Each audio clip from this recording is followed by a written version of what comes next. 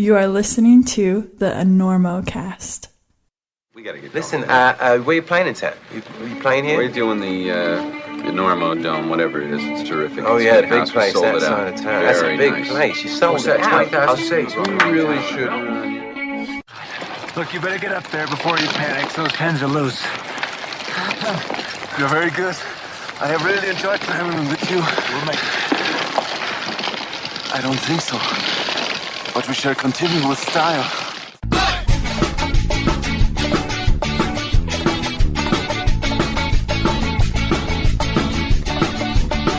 Good weather, bad weather.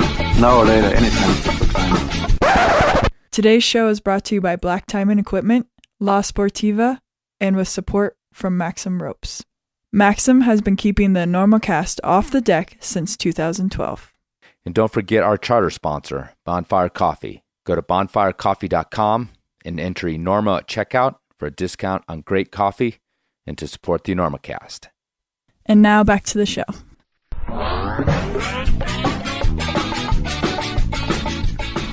Hello and welcome to the Enormocast. This is your host, Chris Kalous. It is May 25th, about 4 o'clock in the afternoon, 2022. And this here is a Tweener episode, an in-between episode with Scott Franklin.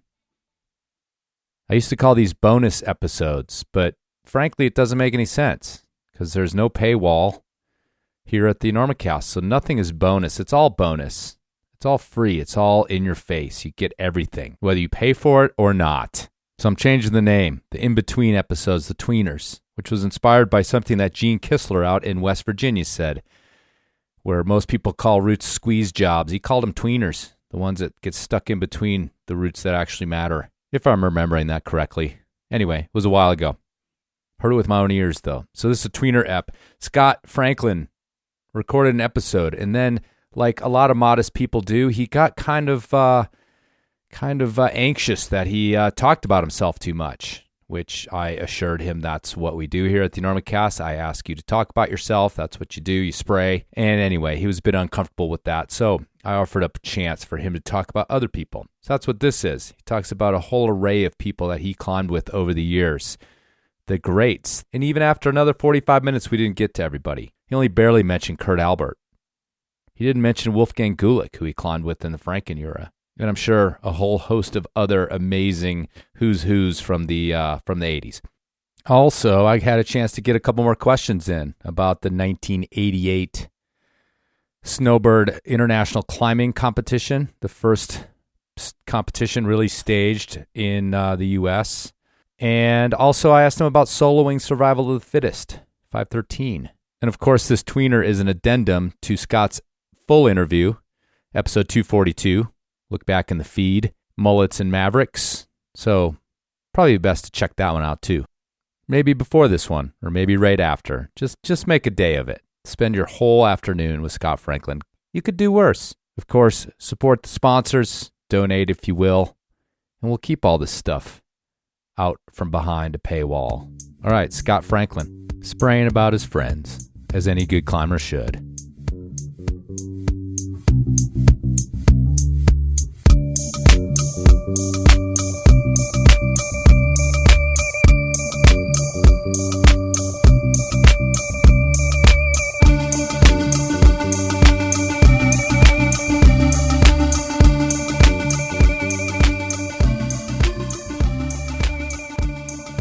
We are back because you heard your episode and you felt as though maybe you'd missed a few people that you wanted to talk about who were influential on you, which is a good place to think about your climbing career, is really about the partners and the adventures you got up to with the other people.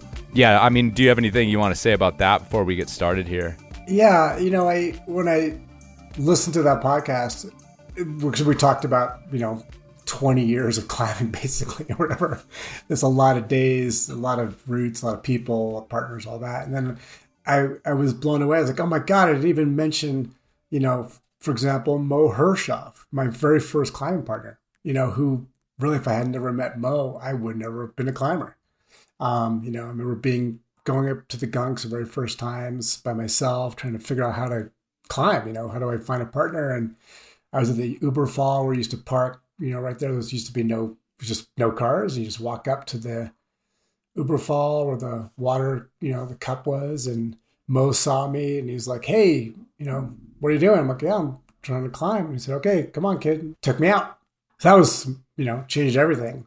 But then, the other big one that really was so glaring and that I didn't mention was Lynn Hill. And, Lynn, I met in the Gunks, but really we kind of spent the most time climbing elsewhere. When I was kind of starting climbing, she was married to Russ Rafa, so she was living in the Gunks, but we didn't really cross paths there. And we really connected and climbed together a lot more later, especially in Europe. Yeah, it was just kind of glaring to me that I hadn't mentioned Lynn. And then, going down the list, another partner I spent just so many days with and so much great time with is Elie Chevieux. And then on and on down the line, Darius Azine, right. People maybe not as well known as Lynn, of course, but Darius, Jimmy Surratt, who of course is super well known, Wolfgang Gulick, Kurt Albert, guys like that they were just so central to me of my climbing. I realized, I didn't even mention them. That's kind of weird. So that was my reaction. I mean, and it's interesting because we did an hour and a half and we didn't get to all of it because I have a couple other things after I had listened back and edited. I was like, I forgot to ask him about that. But, there is a point at which we just like fucking wrap it up with with someone like you because, I mean, it was just this whirlwind of, a solid decade or, like you said, 20 years where you climbed all over the world and basically with everybody. And, I mean, an interesting thing is that if you did get around and, were climbing at the level you were climbing at, it was such a elite group of people. It was kind of like, almost inevitable that you would run into each other and climb with each other. It wasn't like you could just climb at that level with any old person. So it stands to reason you ran into these people. But let's talk about a couple of those names you just mentioned. I mean, you're climbing with Lynn Hill at the height of her powers as well, and so just kind of maybe tell me what that was like, if it can be that broad and sort of like, what she just kind of blew you away with or brought to the table as far as a partner for you on the kind of things you were getting into. Yeah, I think Lynn, especially at that time, the early 90s, late 80s, early 90s, I'm 100% convinced she was the best climber in the world. No question about it. She may not have been doing the highest level routes like Wolfgang at that time had done Action Direct and stuff like that. And, really pushing the highest level. But as far as all around climbing and just climbing ability, she was far and away the best, And that's even with people like Patrick Elanger, who was really at his peak as well, and Stefan Glovac and some really incredible climbers, Catherine Destaval. But Lynn was like definitely kind of head and shoulders above everybody else in terms of just ability to, well, especially onside climbing, it's just untouchable. And, I really feel like even to this day, I think she's probably one of the greatest climbers of all time. Her achievements and somehow were so understated in a way because she just did it. And it was like, right, of course Lynn did that. Now you look back, for example, the nose. It was, 25 years ahead of her time, maybe more. I don't even know. She's just way out in front. The cool thing about Lynn too is, I mean, she does like get that punctuation point of, having freed the nose. And it's like, even before she did that, she probably, as you said, was the best climber in the world. And talking about my 80s thing, it's like she could have just, disappeared into sort of the obscurity that the 80s kind of seemed to have disappeared into. But then she did that. And it's like, it's kind of like the Michael Jordan debate of like, well, who's the best? Yeah, but this guy has this and this guy has this. And then at the end of the game, with Lynn Hill, it's like she fucking freed the nose in a day. Exactly. Like a decade before anybody was even trying to think about trying to repeat it, And the thing that's interesting you said about like, oh, it was Lynn, of course she did kind of thing. I think that also put the sort of stigma on like, well, yeah, somebody freed the nose, but it was Lynn Hill, so I'm not going to try it.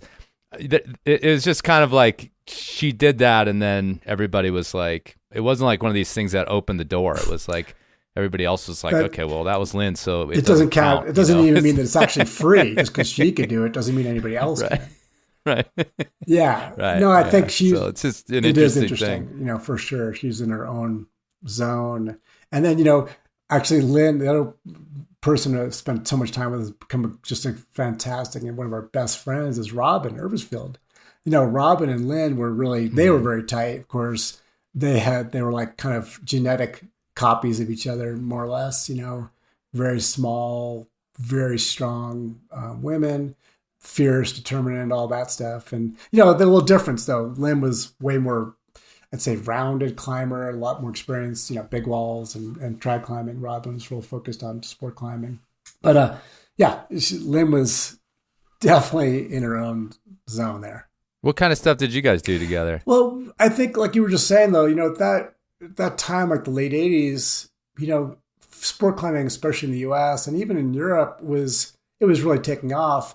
So all the kind of the hot spots there weren't that many, and it was always the same kind of cast of characters that would show up. So, if you go to Volks in southern France, you would see everybody. Like if you went there, you were going to be climbing with, maybe Mark Lemonestral, maybe Patrick would be there, maybe, Francois Legrand or Yuji Hiroyama. That's where everybody would go.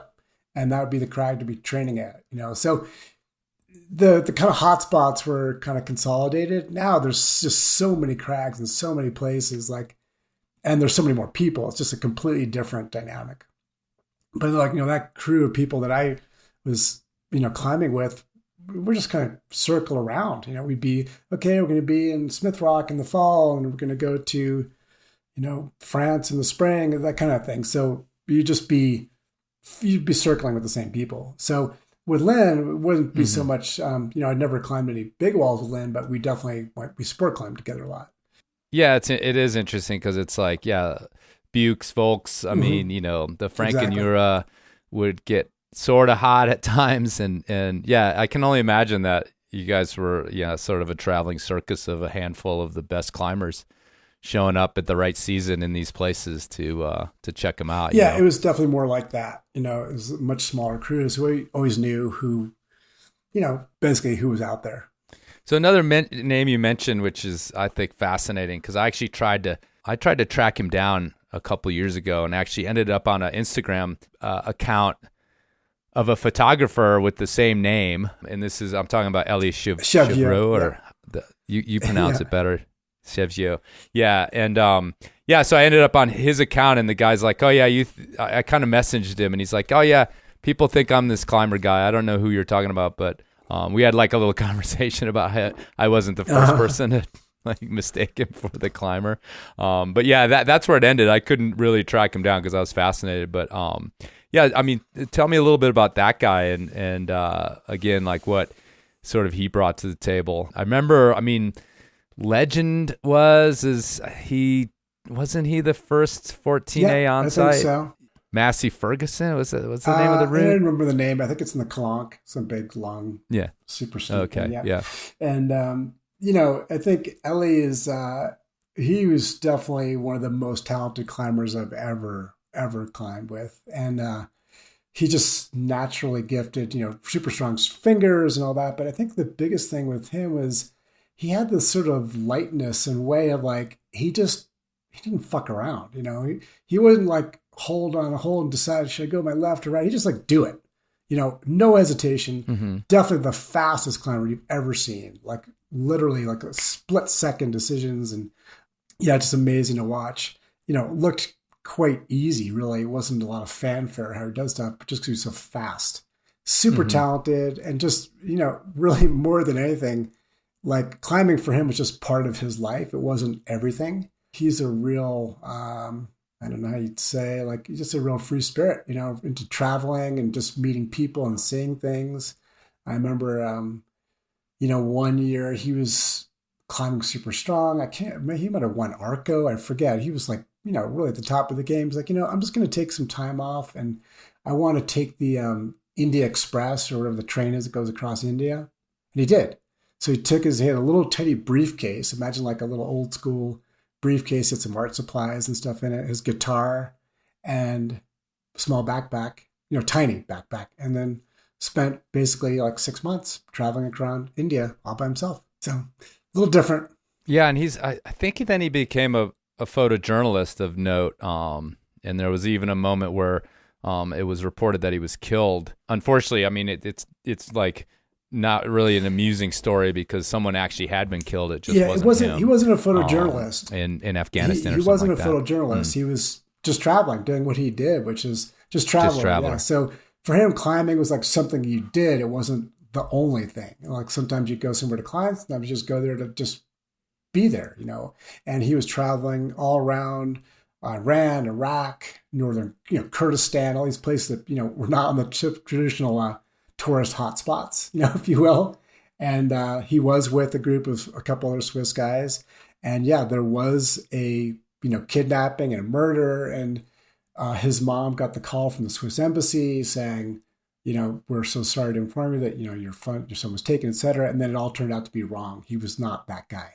And exactly as you said, there was a Swiss national that was murdered and kidnapped. It was not Ellie. And he just he was out of, there's pre-cell phones and there was no internet. So he was just out there doing his thing. And then when he kind of got back to like contact with, the West, he had no idea. He was like, hey, how's it going, Mom? And she's like, oh my God, you're okay.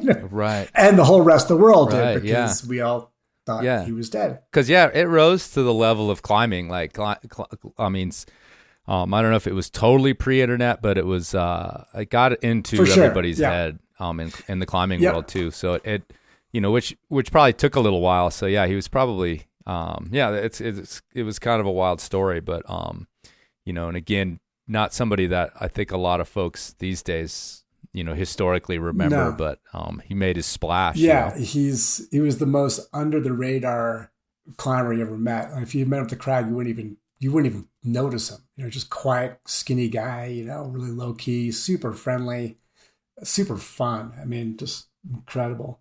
Yeah, last 2 years ago, he came, spent a year in the States traveling with he's got 2 kids now and his girlfriend, the baby with, and they spent a year here, and they'd spend a couple months at our house, and then they'd leave, and they bought a van, they'd travel around, they came back and spend another couple months. So it was super nice. It's fun seeing with kids. Still climbing, like super off the couch, on-sighting 513 like it's nothing, and just like literally off the couch, like not climbing for months and months, and just like, hey, let's go out, and just has a great day, and amazing individual. So I was thinking about your contemporaries again, especially sort of a little bit later after the gunks and kind of, you're coming onto the scene sort of as a professional. But another name that jumped up too was Jason and Jim Carn specifically. I mean, I was thinking about Jim Carn, but then Jason. You mentioned that you climbed actually more with his brother Jason, which of course makes sense because of up in Oregon there and that kind of scene. So again, those guys were also part of this like first wave of sport climbers, Jim being very famous for, his temper and his temperament. I think at least around the, from the rifle days and everywhere. Things like that. But, everywhere. Everywhere. And I think like, it's interesting because, it was this era where like the sport climbers were kind of like trying on this sort of punk rock mantle of like breaking the rules, and Boone Speed and his crew was kind of in that mode too of just like, well, if we're going to be labeled as sort of enemy number one, then we're going to act like it kind of thing. And so it's just kind of like, it reminds me of that early 90s era, not only, up where you were at Smith at the time, but also, in rifle, and you came down to rifle as well and started putting up roots there. And for Colorado, like rifle became the epicenter of that, like, fuck you, I'm going to sport climb. But bolts in whether you like it kind of scene. So yeah, talk a little bit about climbing with those guys and again, what your influence from them were. Well, I met Jim, because Jim and Jason are from Ohio, and I think Jim started climbing kind of in Ohio, but he definitely came to the gunks, and we kind of crossed paths a little bit there, but not ever really directly. But we became good friends and we spent a lot of time together. When Smith Rock really started, kind of that scene started taking off in the kind of late 80s, when back to what we talked about before was Gibet coming and the French, and then we all started showing up there and trying to repeat routes and do new things. And so I really got to spend a lot of time with Jim, and he was also really focused on competitions and really the pure athletic side of sport climbing and really trying to perform and all that. And I think Jim and I were like probably the most, we were like the pair, he was like like you said, his temper, he could be pretty strong. And, his like nicknames like the Dark Prince and stuff like that. He had this sort of like persona of this really menacing, figure. It's pretty fun. It's funny to think back. He really used to like to, he'd say like I think his line was the power of negative thinking, the positive aspects of negative thinking, stuff like that. So he was all about trying to harness negativity, essentially. But he was, incredibly focused, strong, just incredible climber, really. He could really just turn it on. And his brother, Jason, was very different. Jason and I and my wife, Gea, at the time, we were like peas in a pod. Jason, we just sort of took Jason as like our younger brother because he was way more personality-wise. I think we got along great. He wasn't so much of a negative thinker and, it wasn't to the menacing thing. He's just a very easygoing guy and also incredibly talented climber, like mind-blowing talent, but wasn't as focused, wasn't driven to like, I need to succeed. I want to be the top of the game. He didn't care, he just liked to climb and push himself and do stuff. And he's a lot more like Ellie, really talented, very fluid, easygoing guy. And, could take it or leave it. Didn't care, and sweetest guy ever.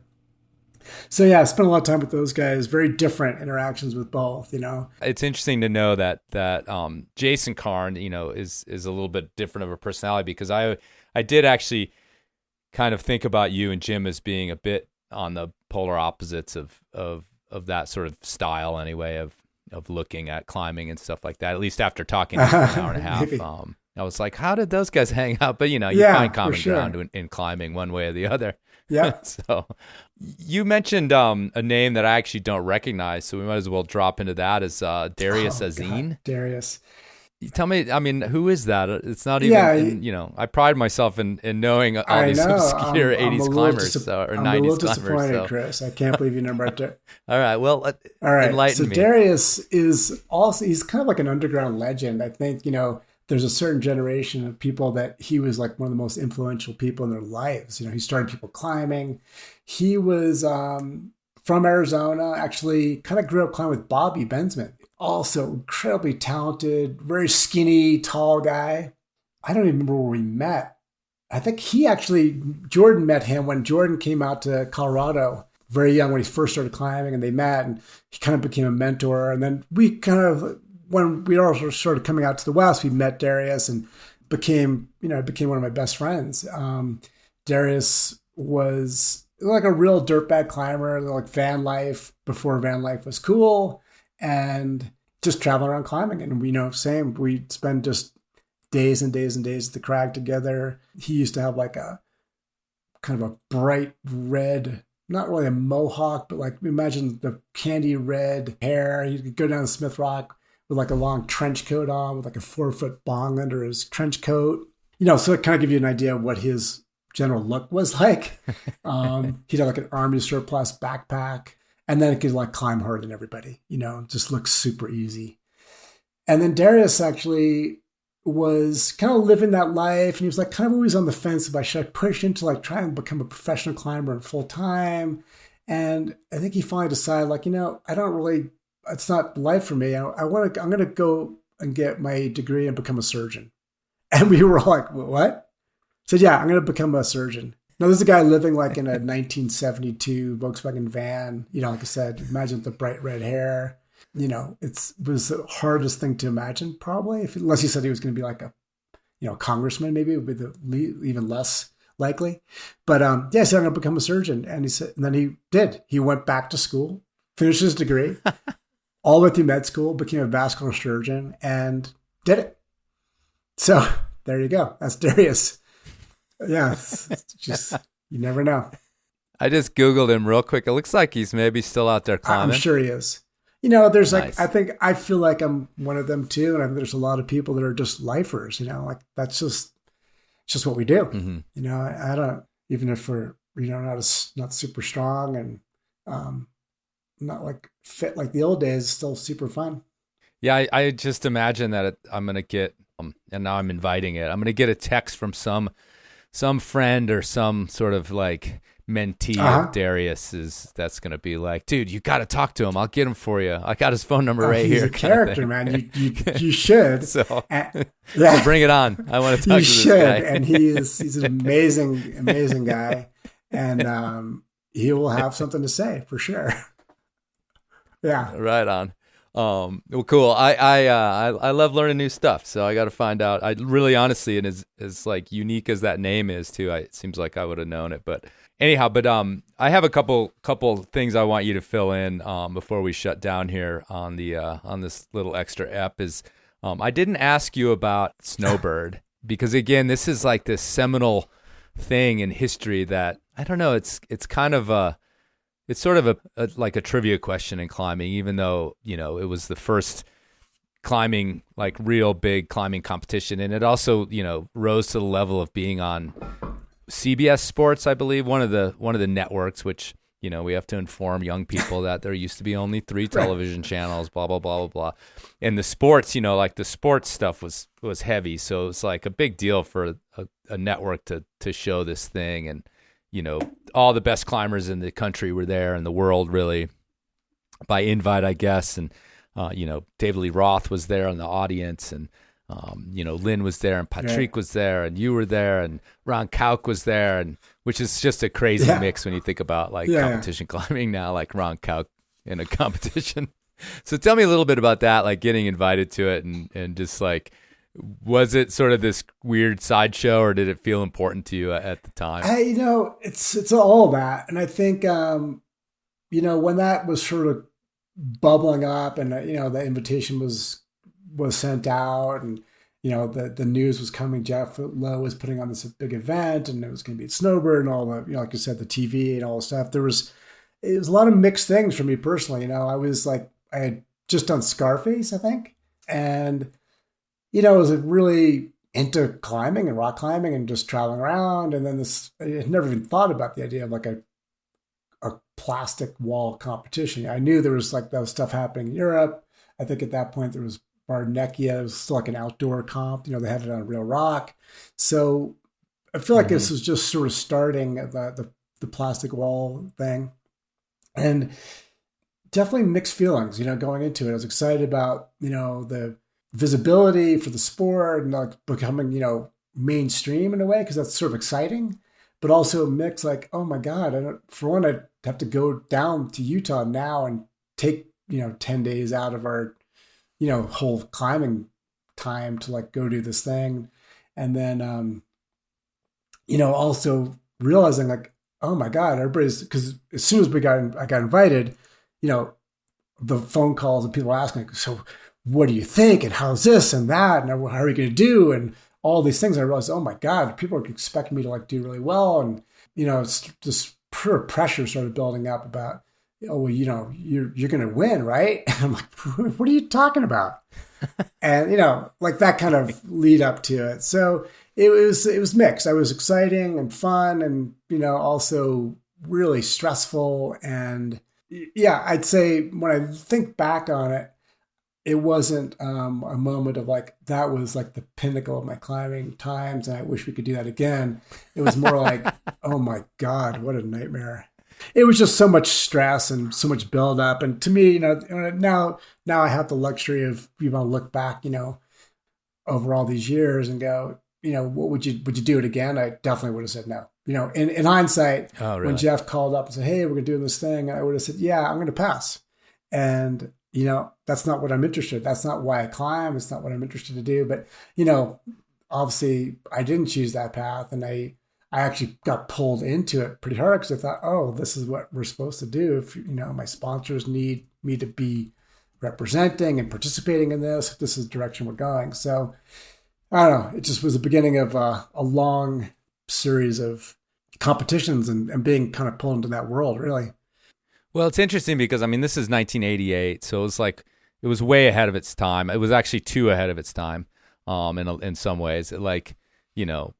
Climbing competitions kept going and creeping along, but it definitely did not burst it onto the scene. No. Other than, that one afternoon on a Sunday when it was on television for a minute. But it's interesting to realize someone like you and actually almost everybody, it's not like you could prepare in any way. Climbing on artificial holds was barely a thing, probably Entrepris were making them and there was a handful of walls and stuff. And so it's not like, you were thrust onto this thing and then it's interesting because the route was vertical with a roof in it, even slabby at times, the super sparse, tiny old climbing that was and then watching it, because you can actually see it on YouTube. I'll link it in this post, but watching Patrick, who won the comp actually, which was kind of fairy tale-ish. He got the highest and was one of the later competitors to go, so it was pretty dramatic. But but also watching him climb it, it was he was the guy who was prepared for that style of climbing, beyond anybody else, because that was his jam, and the Verdun and stuff like that. So plus that part of it was pretty cool. Let's be clear. He at that time he was the top of his game, and the guy he's a mutant. So let's just be fair. It wasn't that the route was good for him. He was any route was going to be good for him. Yeah. So the way you saw there was him demonstrating how much better he was than everybody else. That's all that was. Yeah. Right. Yeah. Totally. That's killer. All right. My other question, one more story that I didn't really talk about, and something that I think comes up in your resume, whether you like it or not, is soloing survival of the fittest. So, which is a route you established to begin with. And then at some point you decided that climbing it without a rope was a good idea. So tell me a little. Sounds really good. Like I said, put that. Yeah. Really. It's it's definitely judgment. One of your greatest hits. Yeah. And that was your conclusion. And, so it's going to get brought up whether you like it or not. So tell me a little bit about who you were at the time and that decision to climb something that hard without a rope on. Well, at that time I was, there wasn't the whole big scene. So we were really still in the gunks and traveling, a little bit to J-Tree and stuff in the winters, but really hadn't been out and about that much. But I had already, just committed myself to climbing. And, when I say that, I don't mean I'm going to be into climbing. I was all in. That was my chosen, I don't even know what the word is, it was my way of life. I was going to pursue climbing and really just kind of perfect that art and just devote myself to it. So that was the mindset I was in, and, trying to figure out how to do that. And, the gunks was a great spot for, at least being not a lot of distraction as far as outside influence. We were kind of in our own world. So kind of developed something that was sort of, I don't know, what we thought was possible and correct and normal somehow. So the genesis of soloing survival was, I put survival up, and then it quickly became a top rope thing, because if you ever climb the gunks, a lot of the routes they're small or easy to get to the top of. Leading them they're definitely good leads, but they're short, and they're just really well set up for top roping. It's just real popular there. And so survival became a really popular top rope route. People just go there and climb around on that they call it the persistence block, and do the routes there. So we had been doing that route a lot to, get stronger and get fitter, and then looking at other routes around there on that same wall. And through that process, the topic kind of in our talking about it was oh, well, should solo it now, because clearly can do it without falling, up. I think I tried to climb it blindfolded even one point. I don't know if I ever did, but, that's how level of how much we had climbed it, over that since the time I put it up, and, then started climbing it quite a bit. So it just kind of became this idea, the idea of soloing it evolved from climbing it quite a bit. And then, I didn't have I had a couple other projects I was working on in the gunks at that time. One on that wall to the left, I think is called Planet Claire. And then I feel like there's another one, I can't remember off the top of my head. And then the idea of survival was out there for me. Like, what I would do is my own mental process, like kind of like have an idea of a project to kind of get into, and then I just sort of focus on it. So that seed was planted, like the idea of soloing survival, and then I just couldn't really get it out of my head. And I realized it was kind of an interesting question because I knew I could climb it. Like physically, I could go up it, no problem. It was not an issue. And then I realized, that's kind of an interesting test, if you will, of can I do it without a rope? Am I confident enough to can I be focused and just do this thing?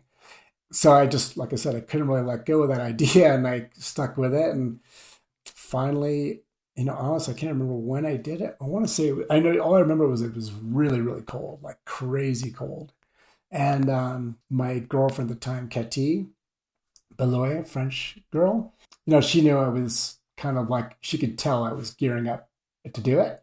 And then one day I was like, okay, we're going there. And so just the two of us drove out there, and she's like, okay, Katie, you can take pictures, but here we go.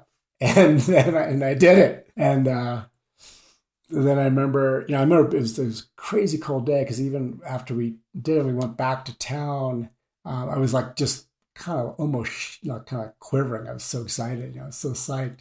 And I remember walking down Main Street in New Paltz, and I saw Al, one of my best buddies, and telling him I just did it. And it was fun because he could really understand what that was and what it meant, because we been part of that process from the beginning of putting the route up and everything. So yeah, it was really a mental challenge, I think, more than anything, right? It wasn't soloers shouldn't be physical challenges, I don't think, unless you're like Marc-Andre Leclerc or something like that. But for me, soloing was like, it was all about the mental game and trying to be able to function without losing your mind.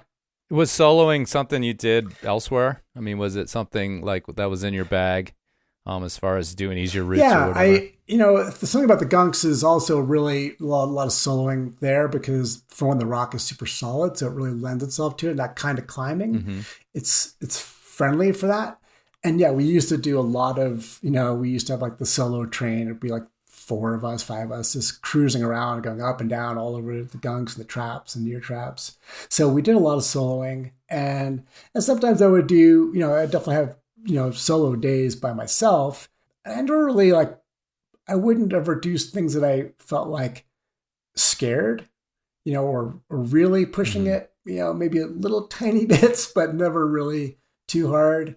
And survival was more of, I don't know, it was like just almost like a thought exercise. Like, could I do this? Does it, and I went through it that way. Right. So it wasn't like I worked up from, I'm going to do 5'10s, I'm going to do a 5'11, I'm going to do 5'12. It wasn't like that. It was more like I had my kind of normal solo routines I would do. And then survival was its own thing. I wasn't intending to build a career soloing hard routes. Do you remember how you finally felt on it? Was it just, you had it in hand? Did you, in hand. Could you feel the energy? What was it like? I remember it feeling like a lot of things, in climbing, where the build up and the leading up to it's almost the scariest thing. And then when you actually commit and you step out and do it, it's actually okay.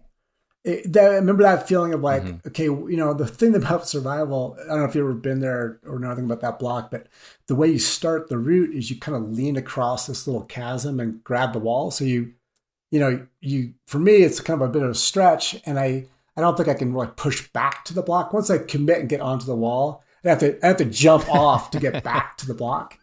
You'd fall straight down the chasm. It would be, right. I don't know if you'd die, but it would be a mess. You'd be pretty broken. So anyway, I remember once I committed and stepped off, it was fine. I was like, as I had done it probably 100 times, super focused, and just executed it. And, thankfully it's a route where there's not like places where you hang out, where you can start thinking about stuff. So you just kind of execute the route. It's very, it's kind of a resistance style thing where it's not really, there's no super hard moves, but there's no rest either. So you just climb it steady and it's short. And then, I remember getting to the top and realizing I was like fully shaking. I'm like, oh my God, I just did that. And I'm freezing too. It's super cold, right. That combination. So yeah, it was like that. Cool. Well, let me ask you one last thing, then we'll wrap up. We'll finish up with a good, solid Jerry Moffatt story, because that's another guy you mentioned climbing with. Jerry Moffatt is like, I am so glad I got to meet him and get to spend some time with him. Just a really unique character, super funny, also incredibly talented. Jerry's talent wasn't his physical ability. He was super strong and coordinated climber, all that, but his unique special power, superpower, was his focus and tenacity. And Jerry really clued me into like how important that was and what, his whole focus was on that moment of when you're about to fall. What do you do then? And I really think that it is the key moment, right? Do you bear down further and focus and grab that next hold, or do you succumb? And do you just like melt off? And Jerry was one of the best on-site climbers, ever. And he was doing routes on site, kind of like Lynn. They're just way, way ahead of his time, and he would be just sketchy, shaking, but would not let go. Just tenacity, super go for it. Amazing. But yeah, one great story I got from Jerry, actually, this is good. And hopefully he'll hear this, because if you can ever get to blow Jerry off and blow his face off, you've got to talk about it as much as you can. And that was very rare because he's such a good climber. But he came, we were in the Gunks together. He visited. We were climbing together in France, and then he was going to come to the U.S. So we came together to the Gunks because we wanted to do a tour there. He'd never been there. And then we're going to go to Smith Rock and do other stuff. But we stopped in the Gunks, and I had put up a route called the Cybernetic Wall, which is a really incredible piece of rock in Bonteque Crag, kind of not in the real traditional Gunks, but kind of closer to town. Anyway, it's a short, steep, perfect quartz boulder, basically, with like a crack going up about, 30 feet, and then a kind of a hard boulder problem, but it's a really steep white wall. Anyway, the bottom of this crack has a kind of boulder problem. It's not a real finger lock, but a very weird hole that we used to call the pinky scum, because you kind of get this thumbs up jam, but I could just kind of get my pinky in a certain way, and it was fine. But some people had a really hard time, it didn't fit in well, and like that would stop people. It's like 10 feet off the ground, so it's kind of embarrassing. You can't even get off the ground, basically. Anyway, Jerry wanted to do the cybernetic wall. I'm like, great, we'll come play you and give it a try. He couldn't do that move. He couldn't get past the pinky scum.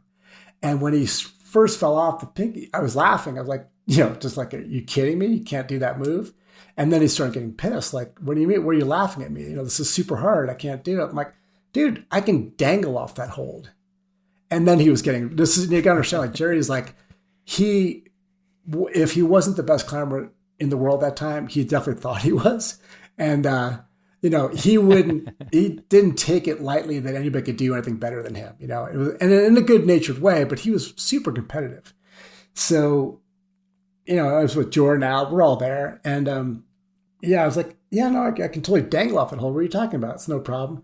And then he's getting really frustrated, trying it. And then I said, let me just go, I'll just boulder up there and I'll show you if I dangle off. And he's like, if you can do that, I'll take you out for dinner tonight. And I'm like, okay, dude, no problem. And I went up and did it, because it just fits me perfectly. I grabbed the hold, I like show him like dead hang off of it. And then he just like flipped out, and then he figured out how to do it. He harnessed the power of rage and competition. And he like he didn't even use the pinky scum. He kind of like underclamped. He did something really weird, but just used like massive excess of power. I got through it and eventually did the route. But it's a great story for Jerry Moffatt, because like I said, if you ever have a chance to, blow him off on anything, you have to celebrate that moment, because it's going to be rare.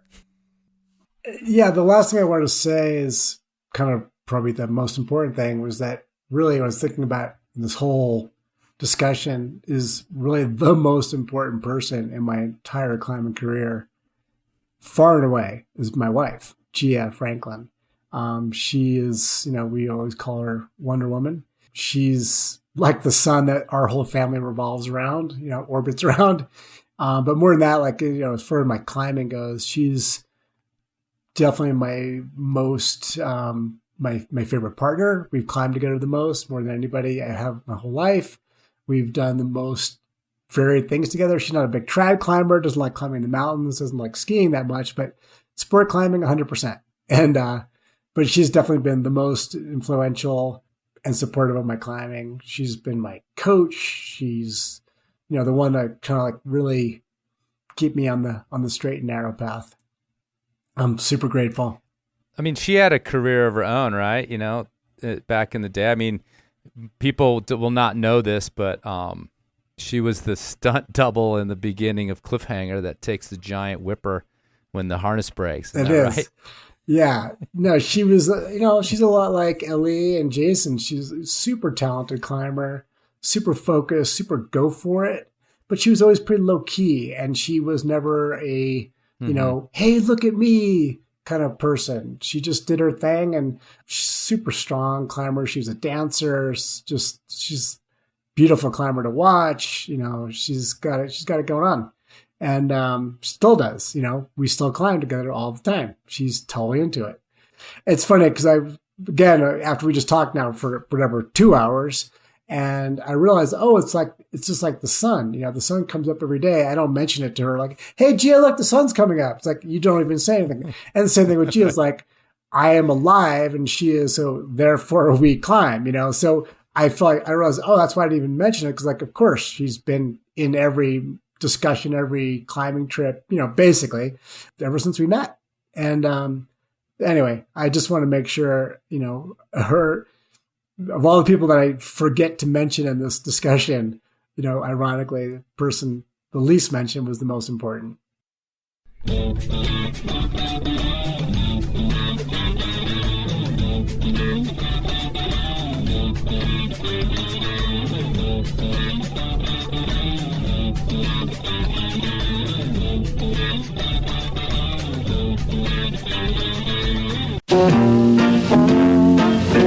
Let me tell you about my best friend. He's a warm-hearted person who loved me till the end. People, let me tell you about my best